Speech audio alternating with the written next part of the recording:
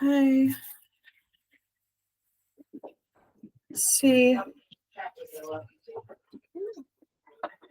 right, let me get it back up here. All right, great. So, Belle, we have some paperwork and stuff here for you to pick up next time you are in the office. I know you are stuck at your day job today. That sucks. I'm sorry. But today we're talking about Hello to Escrow. So this is going to give you a step-by-step guide of what you're going to do from the first meeting until you write that offer and collect the escrow money. So this is the very, very initial step of meeting a client, whether that's going to be a lead that you get through Zillow, somebody that just randomly texts you because they saw you on social media, or somebody that you know.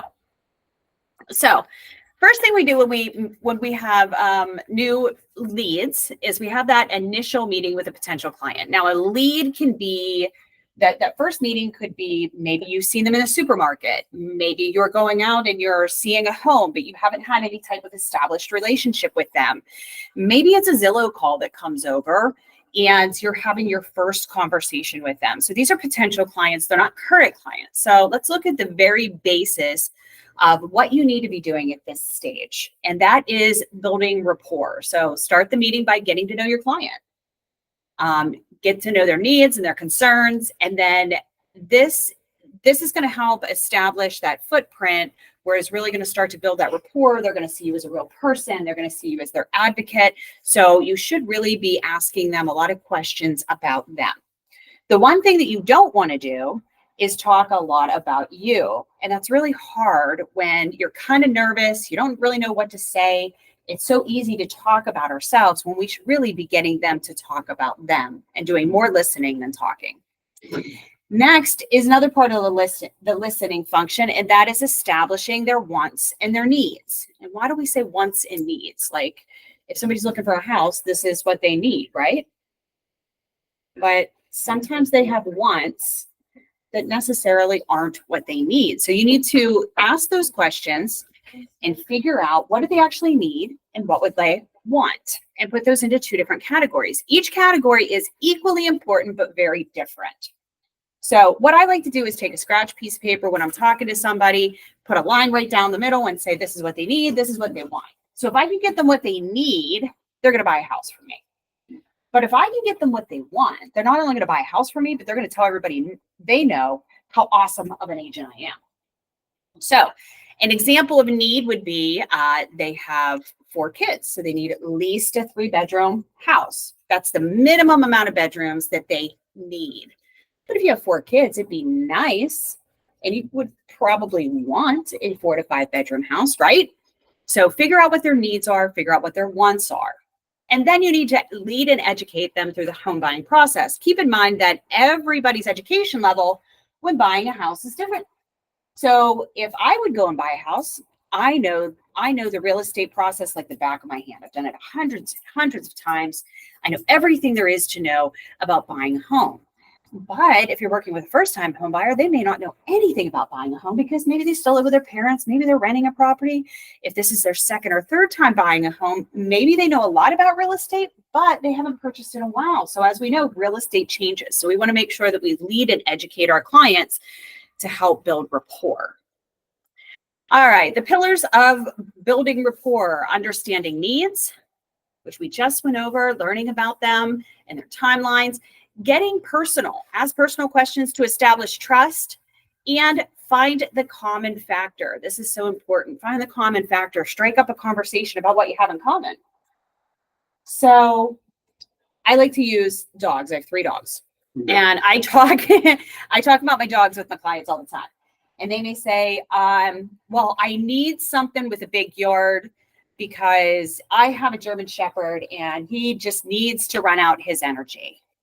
So I would say, oh, a German Shepherd, how old is he? And I'd start asking those questions. You know, is he adult? Is he a puppy? Like, oh, where'd you get him from? Blah, blah, blah.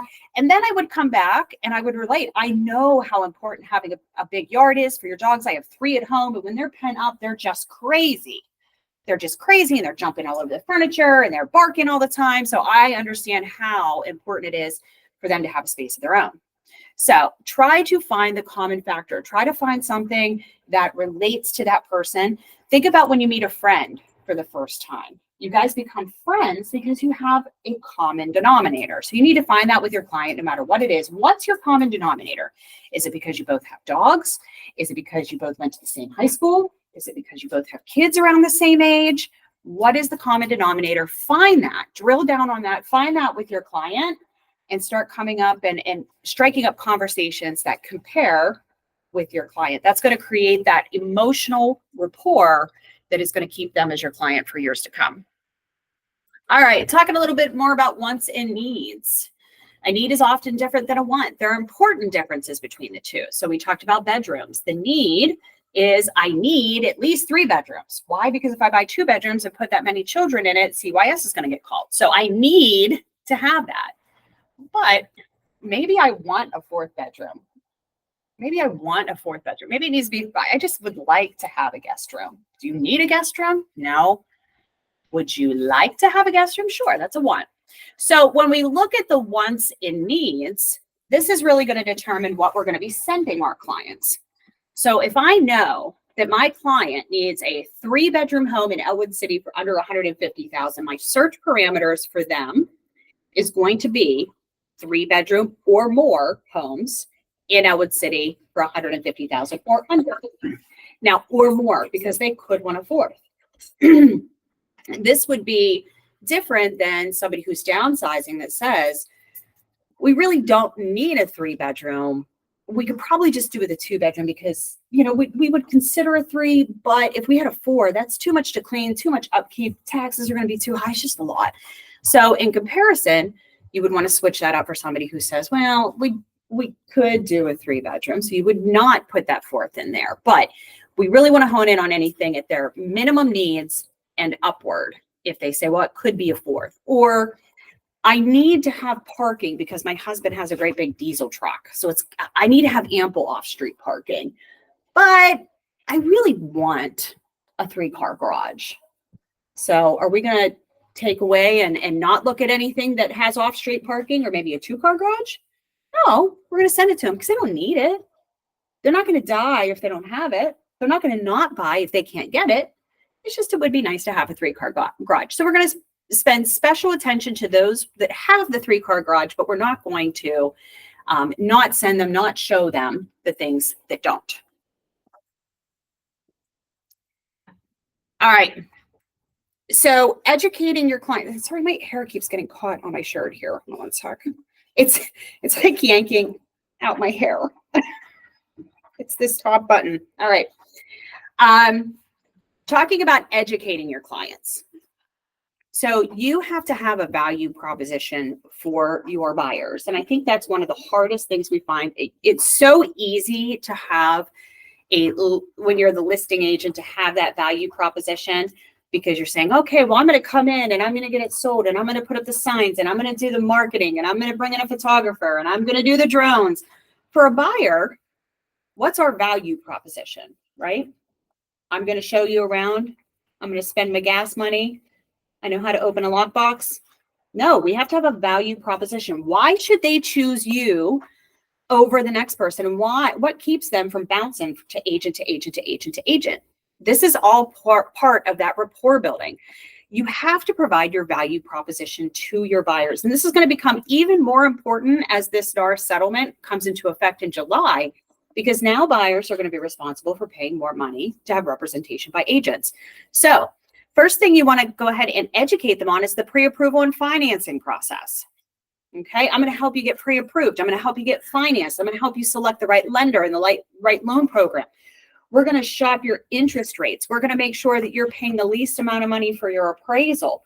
We're going to do all of these things for you to make sure that you are in the correct financial position, because you could be paying on this mortgage for the next 30 years. So the decisions you make today will affect you for up to 30 years from now. So I'm your advocate in that. I'm going to help you with your home search. Don't get lost on the internet. Who cares about Zillow and Realtor.com and jumping from this site to that site to the other site?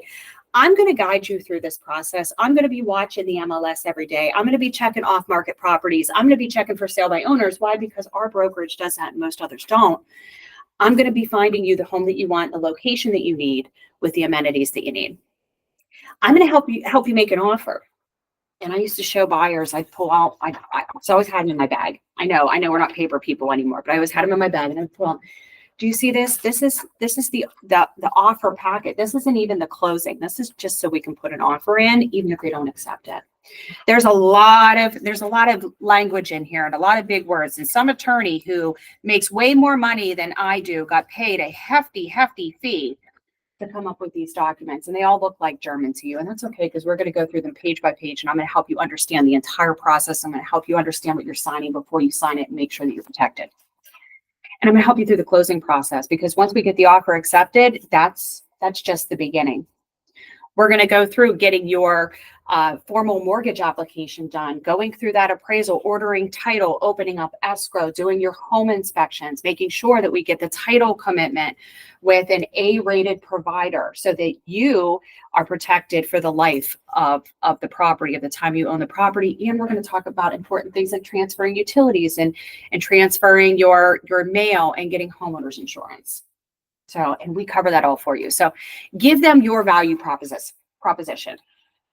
How do you give them your value proposition when you're new or you're not used to doing it?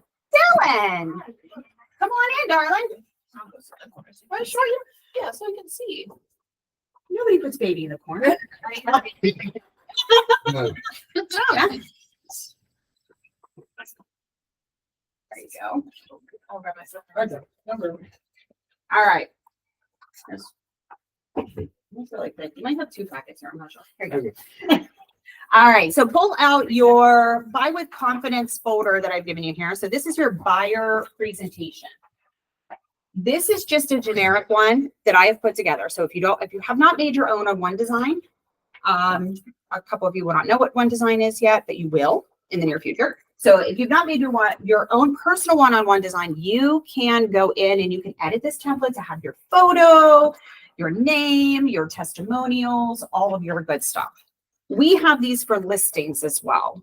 So if you come back for the listing presentation training, which is next month, you're going to get one of these, but for listings. What I love about these binders is whether you're new to real estate or whether you do this 100 times, going through this book with your clients makes it really easy to digest. It gives you cues on what you should be telling them and when, and it puts it in this neat packet here that you can leave with them and give to them after you leave so that it's in here for them to go back and reference.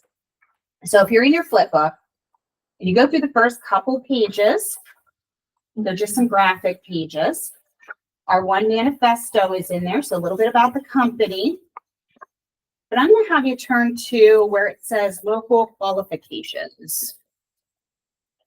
So the very front pages, I would be talking about myself, about the company, who we are, where we're located, whatever it is that's important to you. And these pages ahead of it are kind of blank. That way you can flip through and kind of add what you want to add about yourself, or you can replace these photos with pages that have your testimonials, your photo, your qualifications, all of your stuff. But if we're looking at local qualifications, negotiation is most powerful when coupled with a close eye to detail and knowledge of local ordinances. And we have our primary markets in here. We've got Lawrence County, Beaver County, Allegheny County. So you're just kind of showing them where you work. I would suggest when you design your own, maybe there's some blank space in here, and you can add another photo of yourself and put born and raised in this city. If you went to school locally, graduate from, and sorry. If you were selling homes in Massachusetts, this would be okay. But put some information about yourself and what you've done or how you've been ingrained in the community. Now, your dad owns a business here in Newcastle, so you can put that in there, family-owned business and put your dad's business in there, Newcastle, Pennsylvania. So, I mean, whatever ties you have, if you're involved with a volunteer at a charity, you can put the charity organization in there. You can put whatever you want about yourself that's local. Next, we have home financing options, and this is kind of your trigger to talk to them about the pre-approval process and the different types of loans. And again, You can edit this to say whatever you want it to say. It's completely customizable, but we have cash, conventional, and FHA on here. So if you want to add PHFA, USDA, depending on your area, you can add that in there. And you can add other pages too. So if you want a page that goes over seller's assistance or the HUD appraisal, you can add that in as well. Next, we have this roadmap for the successful transaction. They say it takes a village, and then you have this white space here to add in any information that you want to add. But it goes over the mortgage lender, the escrow officer, the title agent, the mortgage company, the earnest app for sending their escrow funds, title. Look who's on title. Home warranty and insurance. So you could talk to them about each one of these. There's, it might just be me here with you at this house, but I can tell you that I have a whole team of people. And you don't have to say like Realty One has a whole office. No, my team is how you want to talk to clients. Is my team is back at the office, and this is who they are. They're all doing this behind the scenes. So I know that you're working with one agent, but there are 20 to 25 people who are working on your benefit, that some of them you'll meet and some of them you won't. But these are what they're doing for you. So this is our value proposition to our buyers. It goes over the steps to purchasing a home. So this kind of triggers you to have those conversations. Like first thing we're doing is what we're doing now. We're searching for a home. We're in a home. We're looking at different homes, trying to figure out what you like and what you don't like.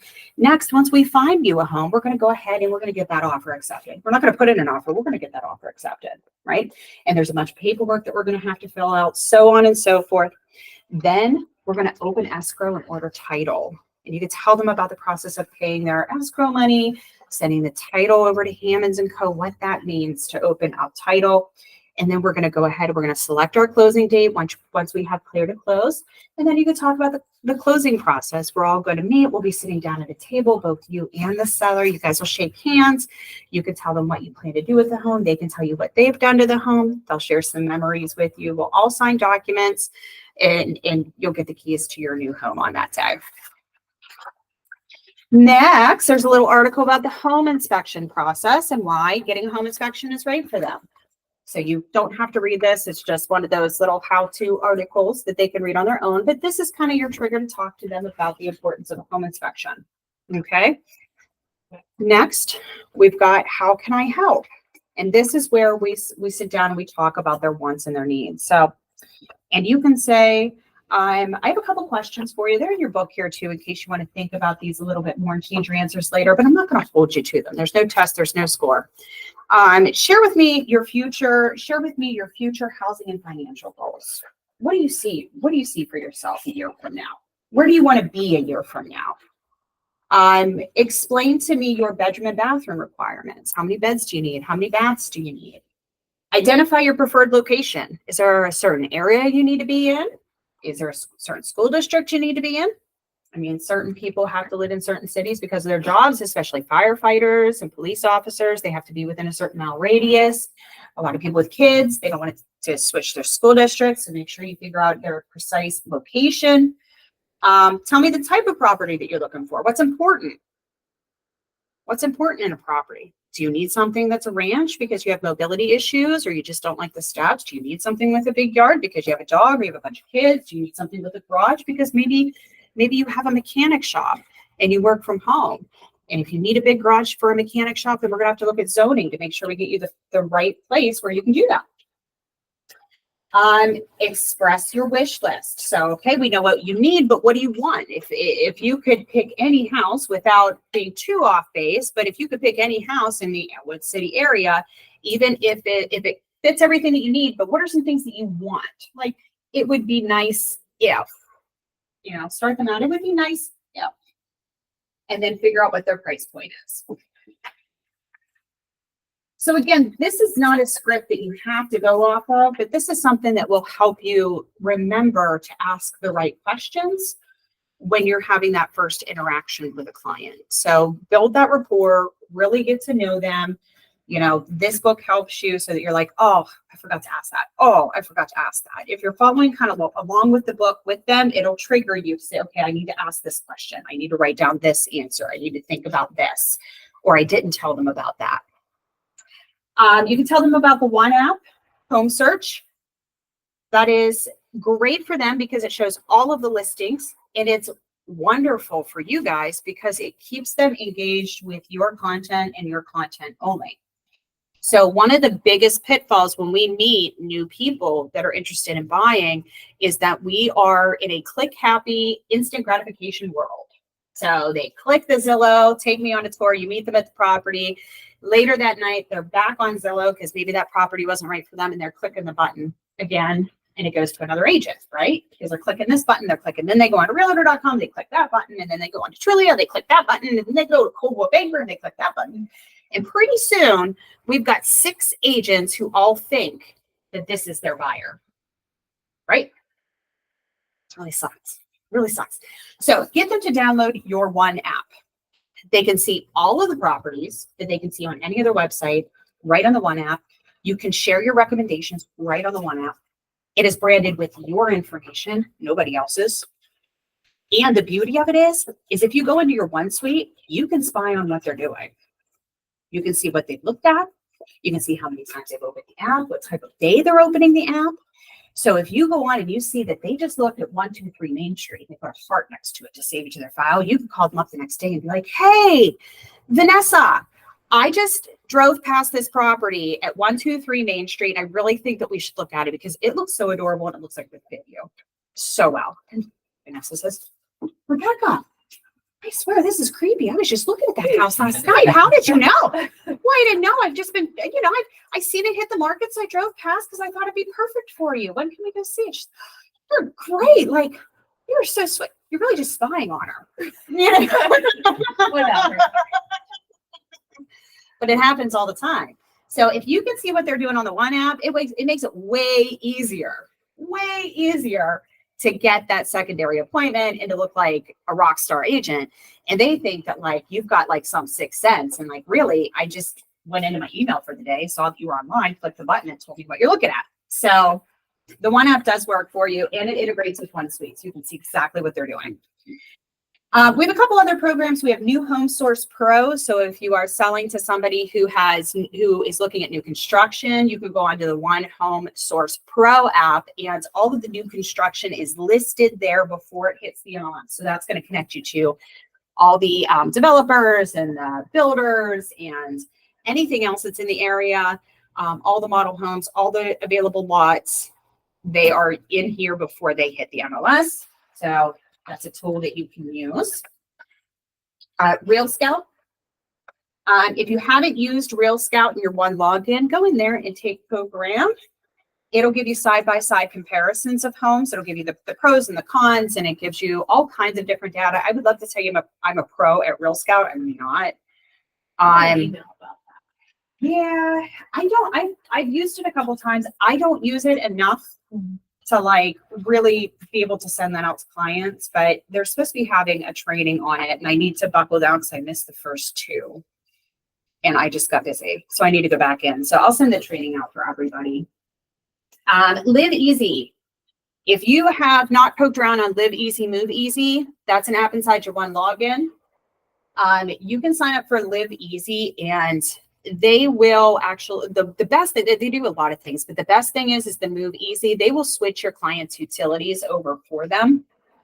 So when you have a closing, you can put that in, and then Move Easy will do things like switch their utilities, forward their mail, and it makes it really, really easy. There's a lot of other tasks in there too, like moving companies and stuff like that they can help arrange. But the utility function of that makes it super, super, super easy on your clients. This goes over the winning strategy. This is where you would want to go ahead and put this in your own words. You know, what you're going to do for them, your commitment to them, your dedication to them. And you can change this with your photo as well. This goes over more brand information, which I'm not going to go over today, but feel free to read it. And then we have a note section in the back. So your buyers can bring this book with them, jot down notes about different properties, jot down any questions that they want to ask you, so they can bring this book back with them each and every time. And you can open the book to the last page and say, okay, you really like this one. This one's on the short list. Let's write this address down in your book and put the MLS sheet inside your binder. These books are great because it keeps you at top of mind all the time. And you should be branding the front of the books with your information. So if you're using this book for the first time, staple your business card to the front until you design your own. Okay. But even if they don't look at it, besides when they're with you, they leave the first appointment with you, they get in their car, and what do we all do when we get in the driver's seat of our car? We have something in our hand. Throw it to the side, throw it on the back seat. I do it all the time. But it's still there. And when somebody goes to get in this passenger seat of their car, what do? They pick it up and they're like, huh, Brooke, huh? Who's this Brooke girl? Yeah? Who's Charlie? You know, and it keeps you at the top of the mind. So, and then do instruct them to bring the book back with them so that you're getting them into that habit of let's write the notes down. Let's do this. Let's do this. All right. Sorry, I hope that wasn't too boring. Let's go clickety click. All right. Asking for the appointment. Who here struggles to ask for the appointment?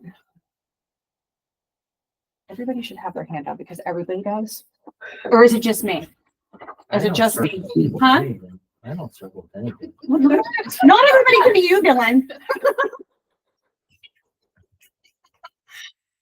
Oh, so asking for the appointment. Asking for the appointment can sometimes be the hardest challenge to get over. That and asking for a referral. You know, ask for the appointment, ask for the referral. And let's look at it this way. If you meet somebody at Walmart and you're wearing your Realty One swag and they say, "Hey, are you a realtor?" You say, Yeah, I'm a realtor. Hi, I was thinking about buying a house out in Beaver Falls. Yeah, really? Well, and most people would say, "Well, here's my card." Do you think they ever call again? No, they don't call again. They throw it at the bottom of their buggy, or it goes in the diaper bag with the crappy diaper, or it goes in their wallet and they never see it again until they clean out their wallet like 5 years later. Ask for the appointment. Instead of saying, "Here's my card, call me sometime." "Oh, really? You're looking at Beaver Falls? Well, you know what? Funny you say that. I have an opening tomorrow. I just had a cancellation. Are you free at 3:00? Yeah, you are? Great. Let's book it now. Pull out that phone. Book the appointment. Ask for the appointment. If you're going to do a personalized outreach to your lead, reach out to your potential clients by phone, email, or social media to request a meeting. It doesn't always have to be face-to-face. It doesn't always have to be a Zillow call. You can literally reach out to anybody to ask for that appointment. You can reach out and give them a call, send them a text, send them an email. Don't be afraid to reach out on social media. If you start paying attention, and I just seen one yesterday of a friend of mine who's getting ready to put her house on the market. They'll say, "Oh, I'm thinking about selling my home," or "We just got relocated for a job. We're coming back to Pennsylvania." You see that? You should be commenting. "That's great. I have a house I'd love to show you. You're free to see it tomorrow at 3. I can do a video appointment if you're not in town yet." Ask for the appointment. Don't pussyfoot around it. Ask for the appointment. The worst thing that's going to happen is they're going to say, "No, thank you." And then that's fine. Move on. Highlight your value. Explain to them how you can achieve their home buying goals. Highlight your value. "I'm available. I'm a full-time agent. I'm available. What time do you have tomorrow?" It's 3 or 6 better. And suggest convenient times. Give them an option. Don't give them a yes or no. "Can I meet you at 3? Oh, ask the open-ended question. "I can meet you tomorrow morning or tomorrow evening. Which is best for you?" The answer is not going to be neither. It'll be morning or afternoon. Which one? Pick a poison. So suggest convenient times. All right. When you meet them for the first time, you're going to sign that consumer notice. The consumer notice is the first page there in your packet of information.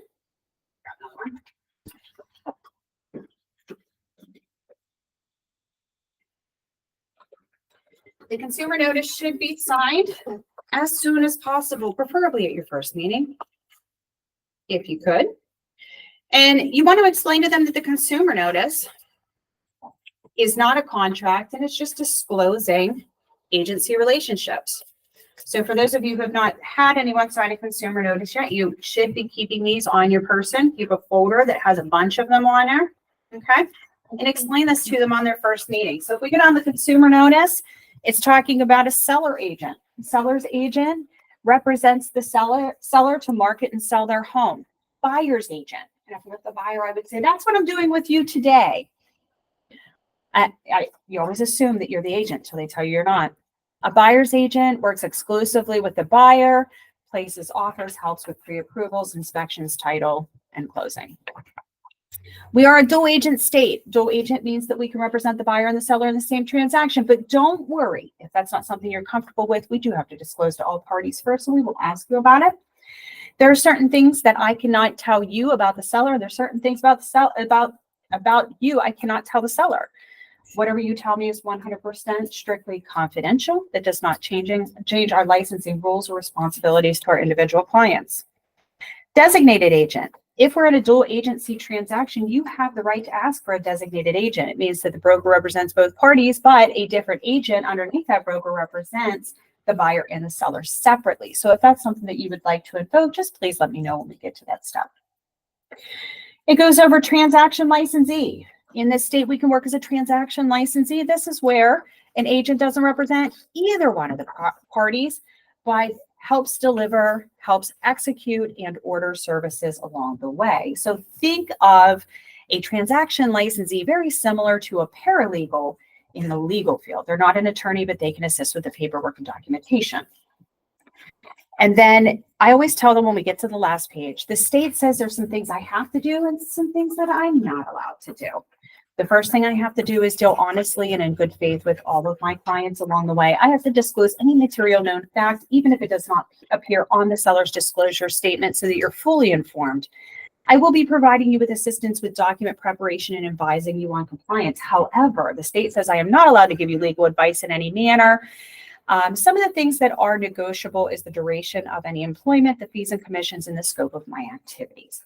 Again, this is not a contract, but the state says I do have to give you this disclosure, very similar to like a HIPAA policy disclosure that you sign at a doctor's office or anything else, just to let you know that I've informed you of your rights and my responsibilities to you as a consumer. So date, print, sign on the bottom. That's it. At that point, they are still not your client, but you have discussed confidentiality with them. You have discussed the different types of agency agreements with them. That way, after that initial appointment and you're going through at the end of that property, this book about all of your value, you can refer back to the consumer notice and say, just like I explained to you when we first met about a buyer's agent, this is the value I can provide for you. And I really like you guys. We mesh well. I think you guys are sweet. And I really, really think that you and I are a great fit for your real estate transaction. All right. Any questions on the consumer notice at all? Yes, no, maybe? Okay. All right. Next, we're going to be talking about the buyer agency agreement, which always trips everybody up.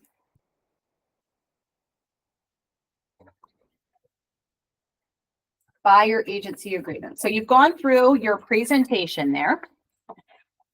And Dylan has done such a great job at his presentation that his clients, his customers, not clients because they haven't signed anything yet, his customer has now decided to become his client. They're like, Dylan's freaking amazing. We wouldn't buy a house with anybody else, right? That's what they say. That is what they say. So Dylan's going to pull out this nifty little form called a buyer agency agreement, also known as a buyer agency contract, also lovingly referred to by Victoria as a BAC. All right, your BAC describes the relationship between you and the consumer who is now going to become your client.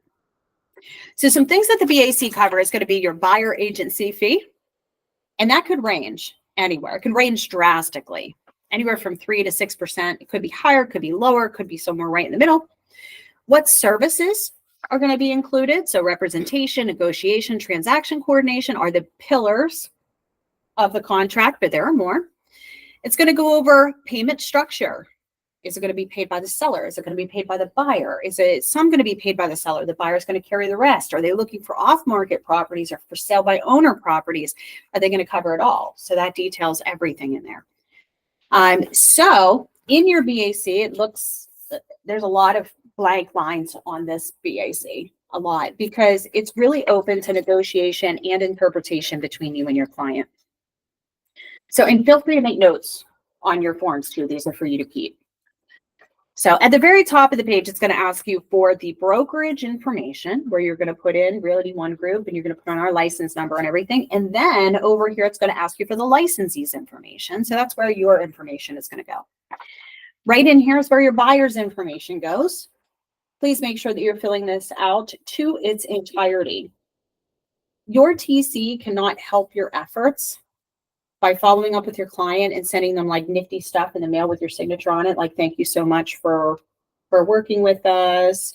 You know, congratulations on your accepted offer or anything else if you don't fill this out. She can also not properly open or close a file for you either if you do not have this information filled out. It is a compliance requirement. All right, starting date. So if we were signing today, I would put today's date in and ending date. Ending date can be negotiated. It could be 30 days, it could be 6 months, it can be a year, but it cannot be longer than 365 days. Next, we get down to broker's fees. And this is where most people get kind of tripped up because there's lots of different lines for lots of different purposes. So if we go down to broker's fee, section B, broker's fee paid by buyer to broker is as follows. And one says in a purchase transaction with a seller represented by a real estate broker, the fee is blank % of the purchase price or blank, whichever is the greater, and blank. Anybody know how to decipher that? Anybody know what that means? Everybody's quiet today. Everybody's quiet. No more drinking during the week. With a seller represented by a real estate broker, the fee is blank % of the purchase price or blank, whichever is greater, and blank. So would this be where you would put like your 6% or whatever, the first line, and then, or maybe a minimum? You would? And But then, in what type of transaction would this come into play? The house on the MLS. House on the MLS. Oh. Yeah. So this is a seller that is represented by a broker. So something that is on the MLS. So something that is listed by Realty One or Berkshire Hathaway or Howard Hanna. That would be a seller that is represented by a real estate broker. The fee is, and that fee is usually 1/2 of whatever the marketable total commission would be. So, and I cannot, and I have to stress again, this is recorded. So for all future generations that may see this on YouTube, I cannot tell you what that percentage is. But what I can tell you is I can give you an example. So hypothetically, I am working with a buyer and they decide to buy something on the MLS. The MLS buyer agency commission says 1%. 1% is not enough to even reimburse me for my expenses for helping this buyer buy the home. So I have an agreement with my buyer that says, with the seller represented by the real estate broker, my fee is 3% of the purchase price or $3,000, whichever is the greater, and the $685 broker fee, which means if I'm charging them 3% and the seller's giving 1%, at the end of the day, they're paying a net of 2%. So they're making up the difference. They're making up the spread. Then we have section B, which is equally important. Do not leave this blank. With a seller who is not represented by a real estate broker. So if they are not represented by a real estate broker, there's very little to no chance they're paying you. Keep that in mind. So this is very, very important to put in. This would be in an instance where the buyers have maybe found their own property with a neighbor down the street, or they want you to assist them with a family transaction from their uncle to them, or maybe they found a for sale by owner. So if you are doing this with somebody who's not represented, what's your fee structure for there? It may be the same as if the seller is represented, or if you've done it for sale by owner once or twice, you're going to understand that if the seller's unrepresented, you're going to be representing that seller, even if you didn't intend to, because they're going to have no idea what to do. So I always make that a little higher. Maybe you say it's 5% or 6% or 4.5%. Or whatever that is. of the purchase price, or maybe it's $4,000 or $5,000 minimum plus your $685. So understand that these two lines are very different, but equally important. And both of them have to be filled out to make sure that you're protecting yourself and you're properly communicating and disclosing with your buyers exactly what those costs and fees could be. Broker's fee in the event of a lease transaction. So what happens if your buyers are pre-approved and they looked at 15 houses and then they go out and rent something? And they don't run it through you. What happens then? You don't get paid, right? Yeah. But you can if that's filled in. Broker's fee in the event of a lease transaction is whatever that is. It could be a flat fee. It could be the first month's rent. It could be a percentage of the overall lease. It could be whatever you want. It could be blank. If it's blank, don't get paid. If it is the buyer or it is the broker's policy to accept compensation offered by a listing broker, if the amount received from the listing broker is less than the amount in paragraph 2B1 in a purchase transaction or 2B2 in a lease transaction, buyer will pay the broker the difference unless the seller agrees to pay the difference as the term of the agreement of sale. So they are required to pay you the difference. Now, section number 4, we don't use all that often. It is happening in other states that brokers are charging a retainer for their services for buyers up front. I can tell you that it is way more prevalent in places like California and Florida. This is coming into play. We don't really see it here. Doesn't mean that you can't do it. It's not illegal to do it. It's just not common. But if you want to charge a retainer for your services, you absolutely can. Has to be written on line 4. Okay. Flip to the second page here. And this is going to go over a bunch of information. And a lot of this was covered on the consumer notice. So like the dual agency and the designated agency, broker service to others. This is a question we get from time to time. If I hire you exclusively as my real estate agent, that means you can't work for anybody else, right? No, that's not what that means. We have the right to work with other buyers. We have the right to show other buyers the same property that you're looking at. We have the right to put in multiple offers from separate buyers on the same home. The entire contract is valid. Transfer of contract. This tells you how a contract would be transferred out. And the only way to stop that without signature of both parties is if the brokerage would shut down or the broker of record would die. This goes over confidentiality and how you're going to keep everything confidential. This is going to go over your expertise and that you're licensed and you're obligated by the laws under the Commonwealth of Pennsylvania. Right, we talk about deposit monies, and this is a good way to lead into once we make an offer and it gets accepted, you're going to have to pay your deposit monies. We're not allowed to keep those deposit monies in our own personal account. The Civil Rights Act, and I tell them to please read it. It's always an uncomfortable conversation to have with people, especially if they're trying to gauge the personality of the other party. So to make it a little light, I've always said, hey, this is the Civil Rights Act. We practice fair housing. At the end of the day, I don't care who the seller is, as long as they're signing the offer, and I don't care who you are, as long as your money is green. And then we go over sex offender, Megan's Law sex offender database. That is something that's not covered under our confidentiality agreement. We do have to notify the state police when a buyer moves into an area and they're registered on the Megan's sex offender database. Buyer inspections. We're going to talk about home inspections here. Recordings on the property. We're going to talk about that here in just a little bit, but recordings on the property is something that you need to notify them of. And then you want to have them sign the back here. Okay. You're going to keep this in the file. This is your employment contract with the buyer. This is how you protect your buyer and protect your business. Any questions on the BAC? I don't want to spend too much time on contracts because it's more of one of the boring things that we do, but it is important. Nothing. You guys are too quiet. Live it up. Giving out some good information. Just trying to like a sponge over there, like a sponge. All right, the pre-approval process. Okay, so we've gone through with these people. We've showed them the first house. We've told them our value proposition, had them sign the consumer notice. They're like, yes, I want to work with you as my agent because you're super amazing and you're super well educated because you got all of Christina's trainings. And now You're going to talk shop with them, right? Now we need to get down to the nitty gritty. We need to talk shop. We've learned all about them. Now we need to start that pre-approval process. Okay. Have you been pre-approved? You never want to ask that on the first call. Ask that when you're in front of them. The biggest mistake an agent can make is when their phone rings and they say, yeah, I'm interested in seeing this home. Are you pre-approved? I don't work with people who aren't pre-approved. Who here has never purchased their own home before?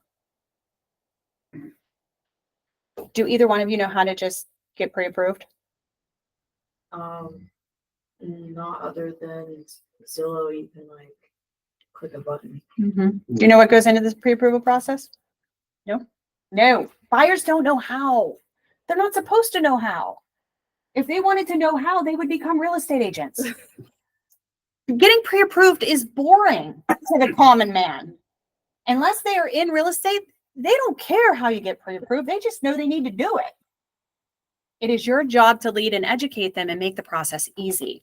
So do not ask somebody on the phone before they see their first house, are you pre-approved?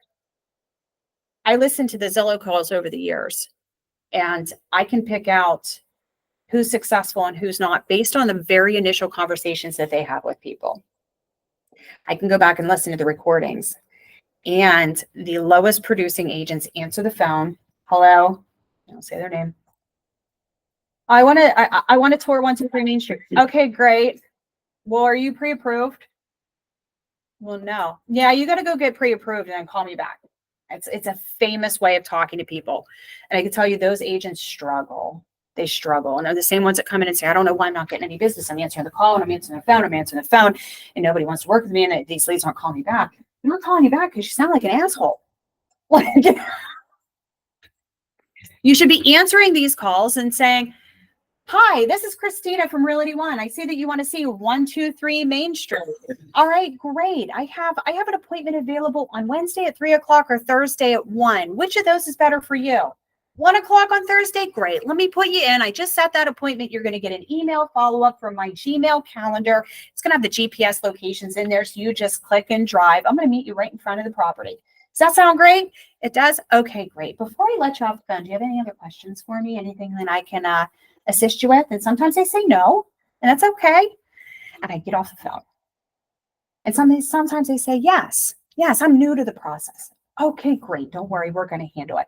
Now, I don't require a pre-approval the first time that we meet, but I can help you do that.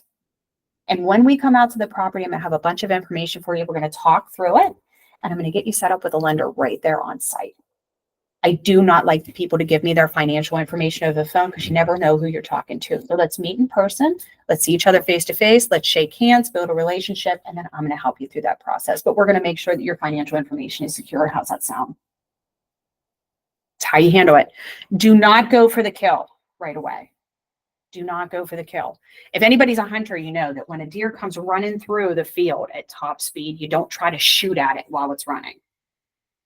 You sit there. You quietly, you observe it, you let it get comfortable with its atmosphere, and in its space, and then you shoot it. Right? You shoot it when it's not running. You don't want to shoot things when they're running away from you. You want to wait till they're comfortable, and then you want to say, okay, now let's have the real hard discussions. Let's get you pre-approved. It's going to be scary for you, but I promise I'm going to be here. I'm going to walk you through it. I'm going to get you connected with somebody I trust, somebody who's local.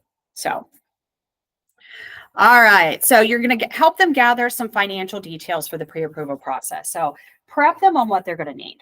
They're going to need to collect their income information, and it's important that they know what they actually earn. This is not the time to guess. So tell them, we're going to go ahead and set you up to get pre-approved. What I'm going to need you to do is gather some information. Can you gather your last pay stub, 2 pay stubs if you have it, at least 30 days? And then come up with a list of your assets. If you own any other homes, what vehicles you own, what quads, what boats, vacation properties, make a list of that because your lender's going to ask. Okay. And I don't need a copy of your credit report, but just so that I can help prep the lender on what programs are really going to be beneficial to you, do you know kind of where your credit score is lying? They could tell you or not tell you. We're not a lender. They don't have to tell us, but I always like to kind of gauge where they say, well, I think I have pretty good credit. I had some trouble in the past, but I think my credit's at 680.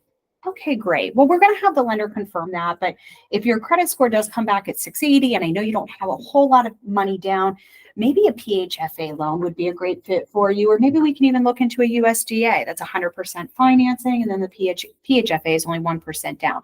That way we can reserve some of your money to help you through the first couple months in case you hit any unexpected expenses. So kind of get a little bit of information so you can help educate them.